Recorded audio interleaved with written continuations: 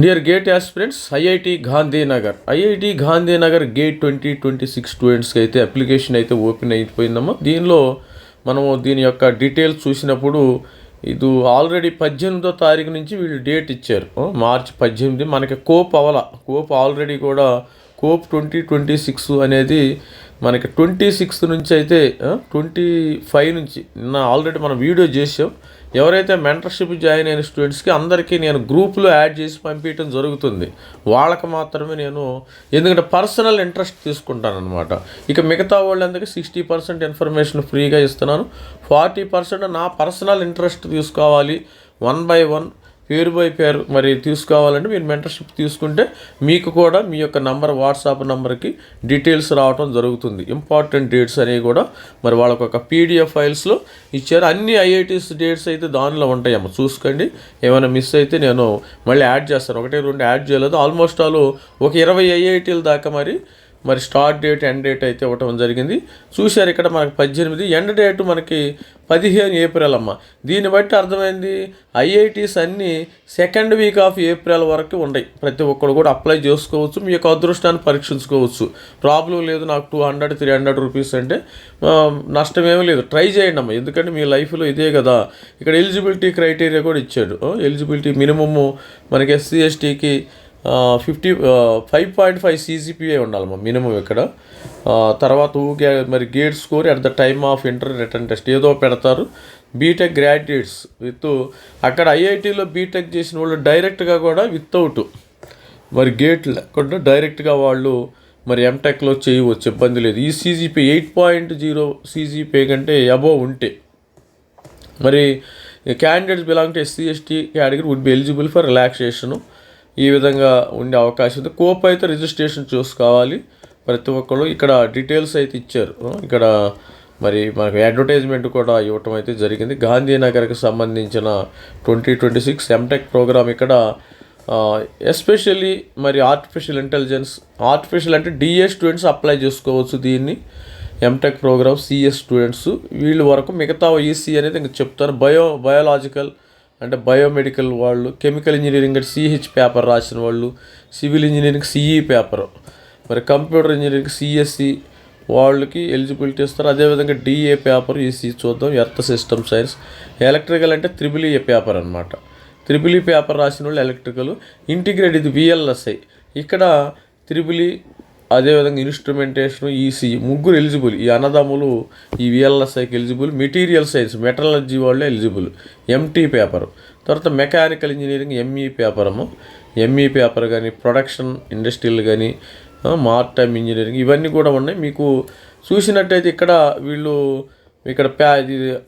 Stipend కూడా మనకు 12,400 అని అందరికీ తెలుసు.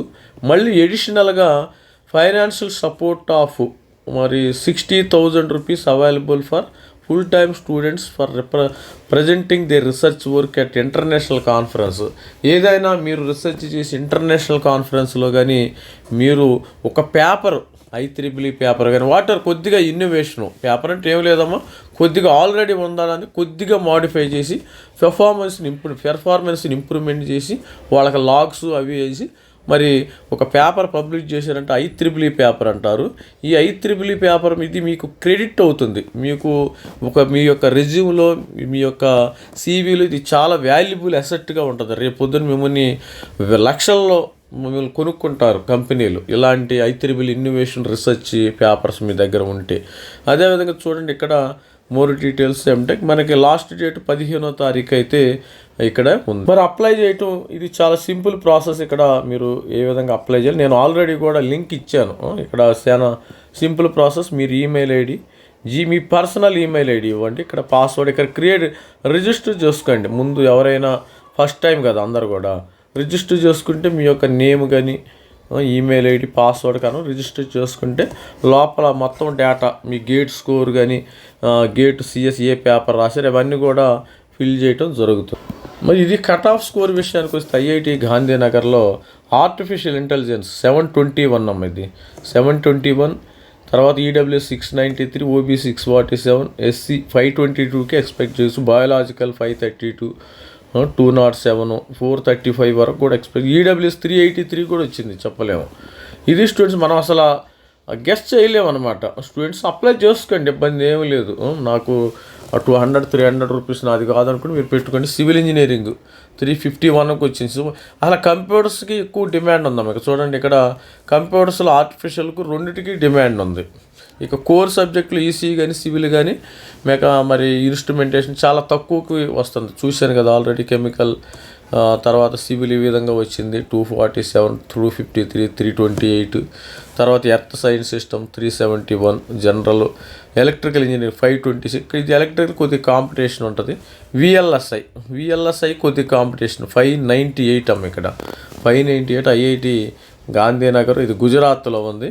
EWS 538, OBC 569, SC students 410 SC students 410, ST 310కే ఇక్కడ మనం విఎల్ఎస్ఐ వచ్చే అవకాశం ఉంటుంది. అందుకని మనము ప్రతిదీ రీసెర్చ్ చేయాలి. రీసెర్చ్ చేస్తే మనం ఈ 1 మంత్ రీసెర్చ్ చేద్దాం. ఎవరైతే మెంటర్షిప్ చేరారో మరి మీరు రీసెర్చ్ చేసి మరి మంచి సీట్ని పట్టుకోవాలి స్టూడెంట్స్ అందరూ కూడా. ఈ విధంగా మరి మెకానికల్ ఇంజనీరింగు మరి 477, 445, 345 అందరూ కూడా కోప్ని రిజిస్టర్ చేసుకోవాలి కంపల్సరీగా. 2026 కోప్ ఇది మ్యాండేటరీ. మీరు ఇది రిజిస్టర్ చేసుకోకపోతే ముందు కోప్ ఐడి లేకపోతే ఏ ఐఐటికి అప్లై చేయలేరమ్మా. అది గుర్తుపెట్టుకోండి. ఇది జనరల్ నాలెడ్జ్. ఈ డేటాని నేను మన వాట్సాప్ గ్రూప్లో పెడతానమ్మా. ఎవరైనా మెంటర్స్లో ఆల్రెడీ జాయిన్ అయ్యి స్టూడెంట్స్ ఉంటారు కదా, వాళ్ళ వాట్సాప్ గ్రూప్లో నేను దీన్ని అప్లోడ్ చేయడం జరుగుతుంది. మిగతా వాళ్ళు అయితే మీరు చూసుకోవచ్చు. మిగతా వాళ్ళు స్క్రీన్ షాట్ అయితే తీసుకో.